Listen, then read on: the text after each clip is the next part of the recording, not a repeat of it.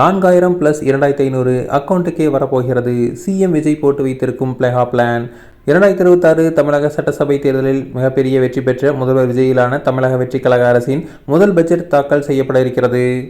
முக்கியமாக தேர்தல் வாக்குறுதிகளை நிறைவேற்றும் வகையில் பட்ஜெட் இருக்க வேண்டும் என விஜய் அதிகாரிகளுக்கும் நிதியமைச்சருக்கும் உத்தரவிட்டுள்ளார்.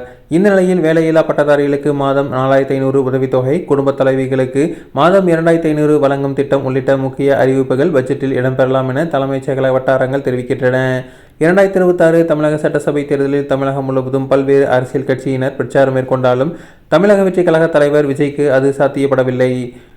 மக்கள் கூட்டம், போலீஸ் கெடுபிடி என பல்வேறு சிக்கல்களால் 10 மாவட்டங்களில் மட்டுமே அவர் பிரச்சாரம் செய்தார். ஒட்டுமொத்தமாக பார்க்கும்போது 50 தொகுதிகளை தாண்டி விஜய் பிரச்சாரம் மேற்கொள்ளவில்லை. இருந்தபோதும் பிரச்சாரத்தின் போது அவர் அளித்த முக்கிய வாக்குறுதிகள் பொதுமக்களை வெகுவாக கவர்ந்தன. இந்த நிலையில் விஜய் 2026-27 ஆண்டுக்கான தமிழகத்தின் முதல் பொது பட்ஜெட் மற்றும் வேளாண் பட்ஜெட்டை தாக்கல் செய்ய தயாராகி இருக்கிறார். நிதியமைச்சர் வில்சன் தனது முதல் பட்ஜெட்டை தாக்கல் செய்ய இருக்கிறார். நிலையில் பட்ஜெட்டை ஒட்டி கடந்த சில தினங்களாகவே சென்னை தலைமை செயலகத்தில் பல்வேறு துறை அமைச்சர்கள், மூத்த IAS அதிகாரிகளுடன் விஜய் தொடர்பில் ஆலோசனையில் உள்ளார். ஒவ்வொரு துறையிலும் அறிவிக்கப்பட வேண்டிய புதிய திட்டங்கள், நிதி ஒதுக்கீடு, அவற்றை எவ்வாறு செயல்படுத்துவது உள்ளிட்டவை குறித்து விரிவாக ஆலோசனை செய்யப்பட்டு வருகிறது. அந்த வகையில் கடந்த 2 நாட்களுக்கு முன்பு சென்னை தலைமைச் செயலகத்தில் அமைச்சரவை கூட்டமும் நடைபெற்றது.